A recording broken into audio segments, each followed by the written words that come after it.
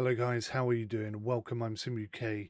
I don't want to get in trouble for making this video, but I feel like I have to make this video. I'm an old school, I'm in my 40s, I've been flight simming for many years, and one of the absolute game-changing moments was when A2A introduced their Accusim technology into FSX.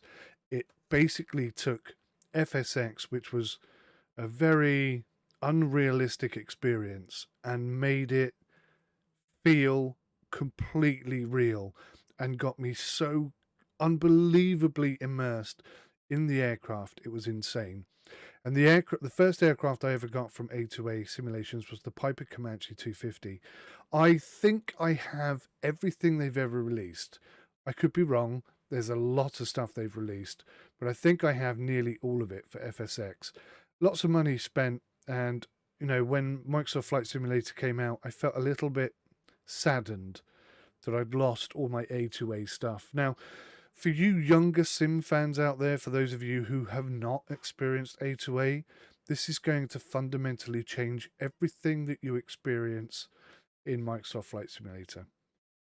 It's going to be groundbreaking. And this video has just popped up in my alerts today to confirm that Accusim technology is coming to Microsoft Flight Simulator soon. I predicted yesterday, earlier today actually, that Microsoft Flight Simulator 2024 would be the first time we see A2A simulations put a plane into Microsoft Flight Simulator.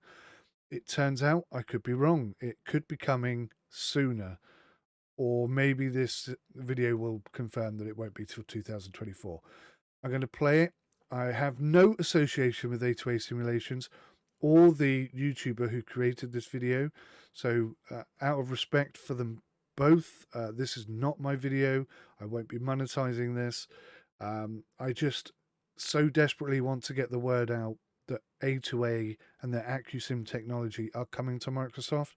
And when you watch this video, hopefully you'll get some idea of why it's so important to me, but you won't really understand until you get your hands on this. And the Comanche 250, I tell you what, the green and the yoke that you see in this brings back so many good memories for me. So I'm just going to hit the button, and I'll stop it occasionally if I feel like I have to convey some thoughts on it.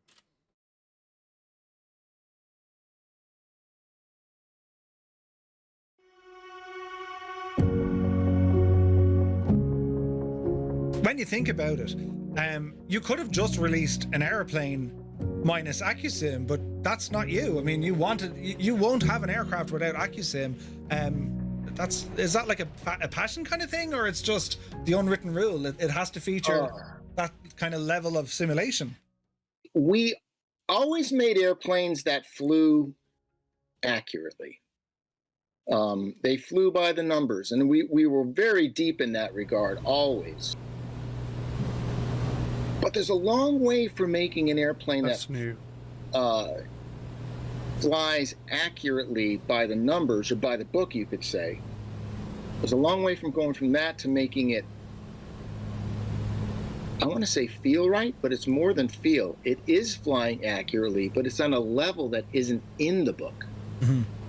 There's a whole world of flight performance that doesn't exist in the manual. It's not just a matter of what's your climb rate, what's your roll rate, what's your cruise speed, what happens when you put the flaps down, that sort of thing. And that's really what this aerodynamic system opened up for us. And for me, I guess if you were to pick one thing, it really is the landing flare, the feeling of landing any airplane, be it a Piper J3, Piper Comanche, Lancer, Aerostar, I mean, anything. And that really is when you get to know the airplane, is when you're flying it very slow, very close to the ground, hence a landing, and takeoff as well. Takeoffs are also something that there's an experience when you're ready to take off, you apply full power, like in the Comanche. As soon as you apply pull power, it's going to pull to the left. So you're automatically giving some right rudder. You start down the runway. You're going. Now, this is a low-wing airplane. This is not your Cessna 172. So it's not really paying a whole lot of attention to the wind when you're sitting there ready to take off. Whereas a 172, it's always paying attention to the wind because the wing is so high. The Comanche kind of, I don't care about the wind. I could be getting 30 knots over here. I don't even know it when I'm sitting on the ground, Comanche. But when you start to roll and you start to pick up speed and you start crossing even just 30, 40 knots, your whole world changes. You're no longer on the ground anymore, but you're not in the air. You're somewhere between the ground and the air. And if you've got a crosswind and you're not prepared for it, you don't know, because you're not going to know the crosswind's there by the feel, sitting there before you take off. You're going to only know the crosswind's there by looking at the windsock. You can see the windsock, and you're going to, oh, God, I got a big crosswind. So that was the experience, that feeling of the aircraft. Every mile per hour, it goes faster. It gets lighter and lighter and lighter. And that slow transition, all of a sudden you're flying. By the time you're, just about to rotation speed, well, the wheels almost don't even matter anymore. Yeah. All the wheels are doing are preventing you from going down. They're not giving you any lateral stability whatsoever. You'll blow right off the runway if you're not paying attention. And it can be embarrassing if someone's watching, you're not paying attention to the crossing. You blow off the runway, you look like a complete idiot. Yeah. So I wanted that experience, and the same goes for landing. When you're landing in a crosswind, people have all different techniques. I basically will crab into that landing. And then before I touch down, I straighten it out in cross control, and then you place, typically, you'll end up having a wing kind of dipped into the wind, and you kind of hit with one wheel first. But that wheel's hitting the ground, you're still doing 60 miles an hour. The wheel isn't really helping you a whole lot. You're still flying, right? And so that's the experience I wanted. And then I wanted the ability to plant the plane. And the Comanche is awesome when it comes to planting because it has those manual flaps. Just want to clarify that this is actually his plane. This is what it was modeled on. This is why it's so accurate, and why you may have noticed the audio during the landing and takeoffs there is so very, very pronounced and so very accurate and good. That's because, he's recorded it in his own aircraft, I believe. He and his son have been doing this for years, and I think you can already gauge just how passionate he is. I've sat and listened to this guy talk about his aircraft so many times. This is like a coming home party for me. But please let me know your thoughts in the comment section. Is this a plane that you've heard of? If not, am I doing enough to convey to you just how important this plane is going to be to Microsoft Flight Simulator? This and following aircraft thereafter. This is a really big moment, guys. I don't know. I mean, back in those days, I know they're all into all the modern stuff. They went, we upgraded to electric flaps, right? Well, if I'm going to lower the flaps in the Comanche, it's boom, bang, down, up, boom, up. So when I land, I want to plant it. It's boom, bang, plant it. I mean, it's like a quarter second. You've taken the flaps from being full down to full up. The plane just... I don't know if you noticed there, but when he landed, the visor dropped down. I'm going to push them. Not that I have any association with them. I'd love to have an association with A2A. I really would. But I'm going to push them and say I'd like to see that in the game as well. It just goes bloop and it sits and you set. Now, if those are electric flaps, you land, you hit the flaps, and you're like, and it's slow. It's terrible. It's just terrible. I only want hydraulic or electric flaps if I have to, and those are larger airplanes. So it really was a shame. Even the Comanche went to the electric flaps. It really. Now this is important. This is a walk around. I haven't seen anything like this since FSX, and it's been sorely missed. But you'll see, you can go round and check all the flaps and the wings and get some feedback on what the condition of the aircraft is. Real shame to go that way. And that again makes the Comanche, the 1959 Comanche, so special because it has that Johnson bar flap. Mm-hmm. it's just glorious. So, yeah, those two things were huge from the flight modeling point of view.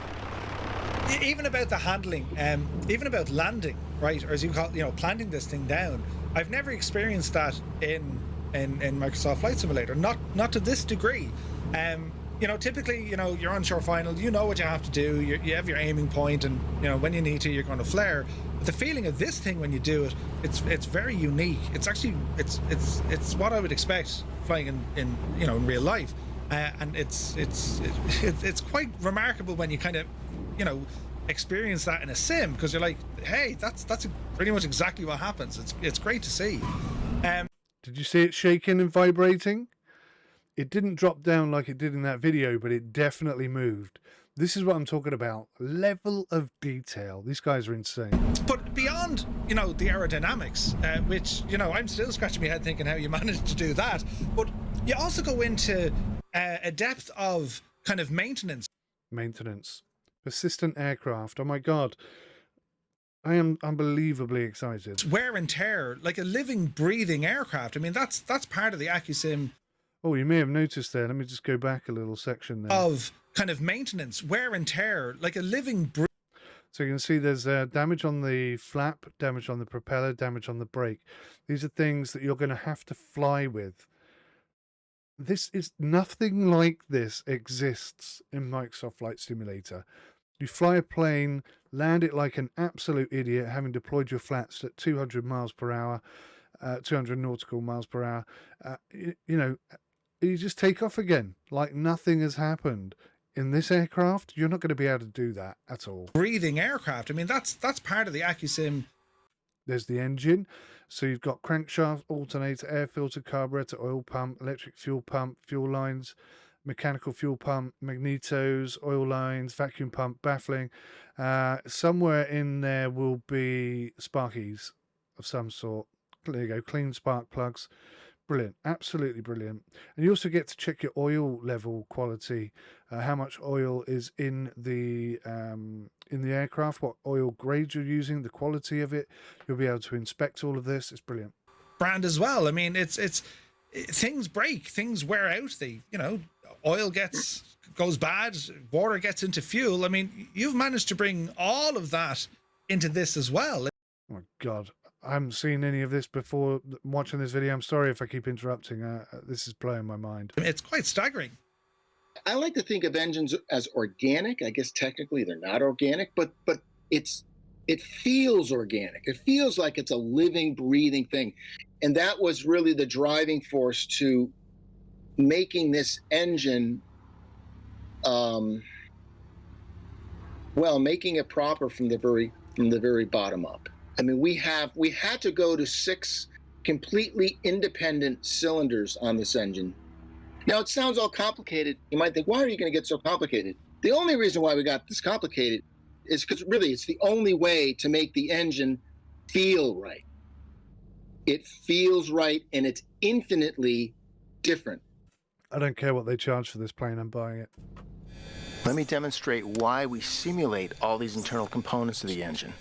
Let me show you an engine start.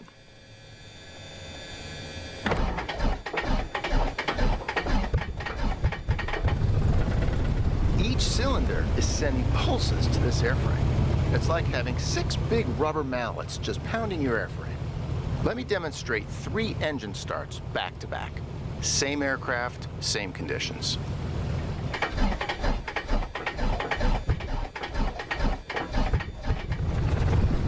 Took a little longer to start.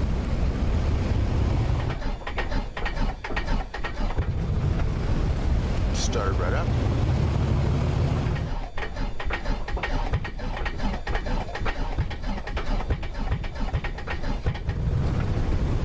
That was the longest out of all of them. But I hope you saw there is nothing scripted going on. In fact, those 3 engine starts were the next 3 engine starts that I took. I didn't have to retake these to show different engine starts. Okay, let's try this again, but only now in really cold weather. Now this is a cold-soaked engine. We just gave it 9 shots of primer, and I pulled up our engine analyzer that allows you to look inside the engine. Since the engine is so cold, I'm just going to crank it over a few times with the mags off to get the oil circulating.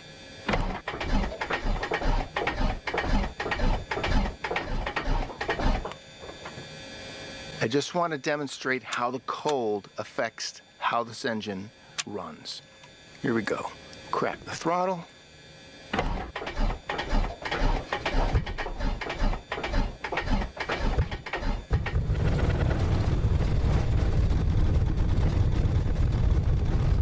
That's a very cold engine. And look at the oil pressure. It's just coming up now. You can actually hear and feel that engine warming up. As it warms up, the RPM will increase.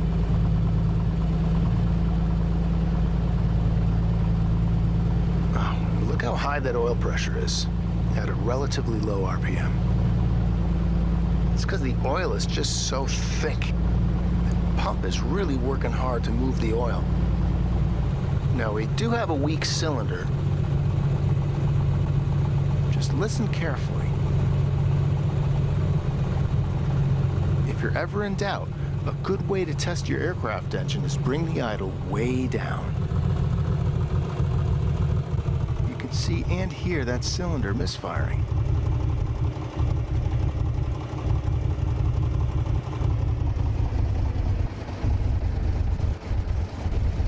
There goes the flap again. Yep, you see, that almost stalled. But this is what you go through when you fly an airplane. You pay attention to these little things because it's these little things that can become big things when you're flying in the air. I have to just, sorry to interrupt again, I'm trying not to, but the very first time I got this aircraft and I flew it, I read all the instructions, the documentation and stuff, and it was telling me how I had to be all technical and check this and check the oil. And I was like, you know, I've done this 100 times in 100 different FSX aeroplanes. I don't really need to pay attention to any of this crap. Anyway, I took off. The engine stalled about 100 feet in the air. I killed over and smashed into the floor. That was the moment when my FSX flight sim experience changed right in that crash. I was like, oh my God, I have to respect this aircraft. Totally changed the way I fly. Especially when flying a single-engine combustion airplane. We also feature a complete walk-around where you can actually grab and feel the linkage in your control surfaces. There's a little bit of play there. It's because these are controlled by cables and pulleys. Little play, that's normal. This is exactly what it feels and sounds like to move the aileron. We'll jump to the tip tank. Tip tanks are awesome on so many levels. I'm going to add fuel here. I want you to listen very carefully. Just listen. Notice how it's getting lower. Hear that? And we'll be able to test this as well. That's all the way up. Now I'm going to listen again. I'm going to take fuel out. I'm going to drain it. Hear that? Okay, that happens in the real Comanche. That's oil canning. That's basically the wing flexing a little bit, and some of the panels on the aircraft will oil can. They'll pop from one direction to another. That's normal. It's just part of flying with an aluminum-skinned airplane.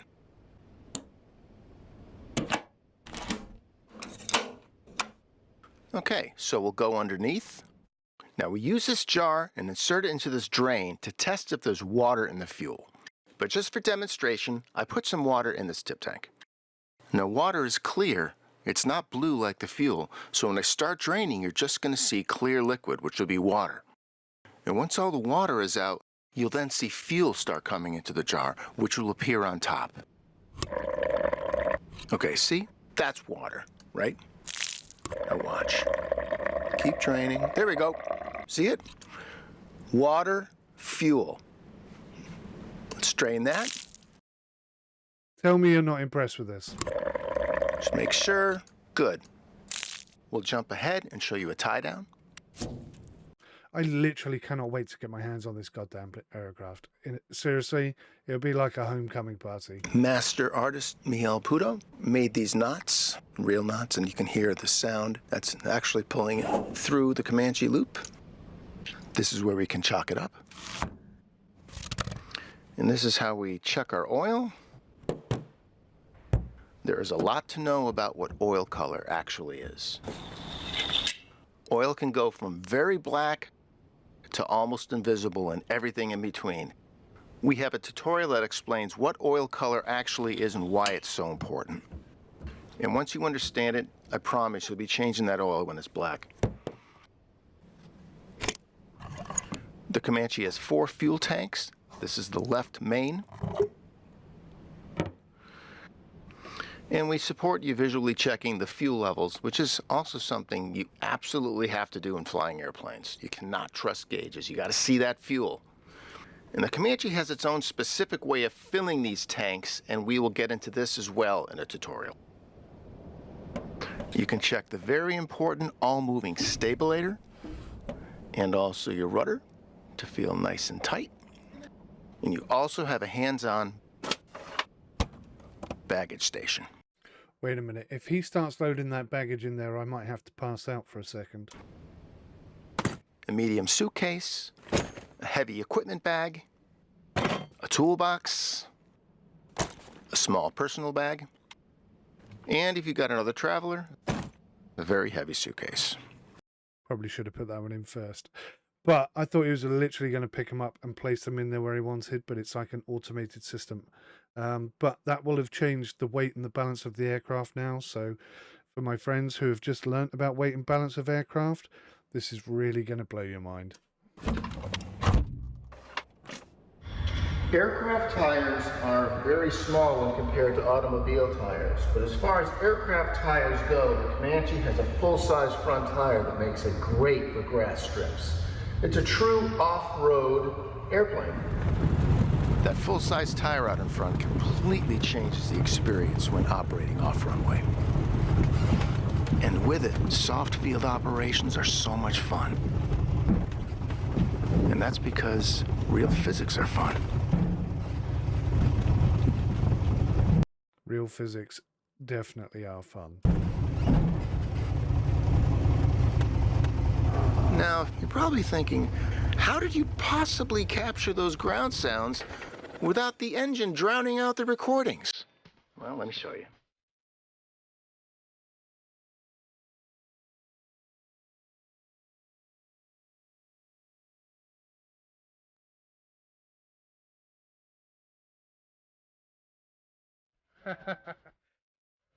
This is why I love this guy. He thinks out of the box, man. Seriously. How on earth is he going to stop that from A rolling? Land Cruiser and a rope goes a long way to capturing awesome ground sounds. There's no one in that aeroplane to put So the let's brakes get up on. in the air and talk about the feel of flight. It's pretty bumpy out here. I would call this light to moderate turbulence. And when you get those sort of bumps that you kind of almost hit your head in the ceiling, that's like moderate turbulence. And this is another thing that just we had to work on, is this feel that you get when you're in the cockpit, because...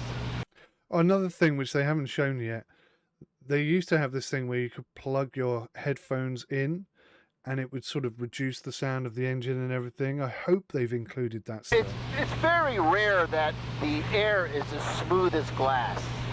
I'm going to say 1 out of 10 flights at maximum, at least where I'm flying in New England, the air is as smooth as glass. It's typically like this in a small airplane. And we just needed to deliver this experience. This is actually pretty calm. You might call this a light chop. This is nice flying weather. And it's just the feeling of the airplane pushing through the air. This is a little bumpier. It's like a light turbulence. Look at that wing. You can see the aerodynamics acting upon that wing, and that wing acts very differently when that tank is full. The airplane is just absorbing. I made a video today, which you won't see until tomorrow, unfortunately, about the Microsoft Flight Simulator Flight Sim Expo talk that they did, and they mentioned in there, and I've talked about this before, how they were restricting third-party developers too much, and they said that they made an exception for one plane and allowed them to really run with it. And I still stand by my belief that I believe it's A2A that is that one aircraft, because the kind of things you're seeing here I haven't really seen in any other aircraft. This is a massive, massive game-changing moment, guys. You do not understand quite how impactful this aircraft is going to be on your life. All kinds of physics, from the engine, from the air, the airframe, the landing gear. It is all feeding feel to you, the pilot. And to experience this inside Microsoft's awesome world is for us a dream come true. Well, I hope you enjoyed the video and also enjoy growing with us in this wonderful world of aviation and flight simulation. Thank you.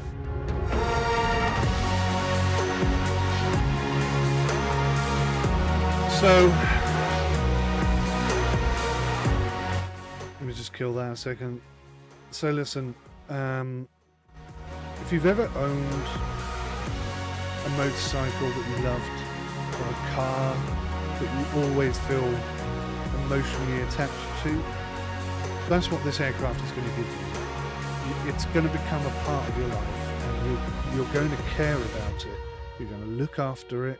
You're going to treasure it, and you're probably going to fly it more than any other aircraft out there, not just because it's so realistic, but because you care about it so much. You put so much time and effort into flying it. Look at that stall. Whoa! Look at that stall. Opposite rudder, push forward, level it out, straighten out, apply power.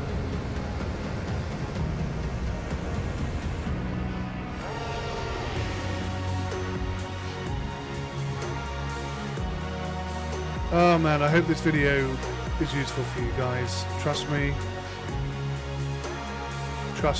this is going to blow your minds. Please leave your comments in the comment section below, and go and check out A2A Simulations. The whole point of making this video today is to draw your attention to this company, because what they're going to do with Microsoft Flight Simulator is going to change everything. It really is. Thanks for watching. I'll see you in the next one. Till then, take care. Goodbye for now.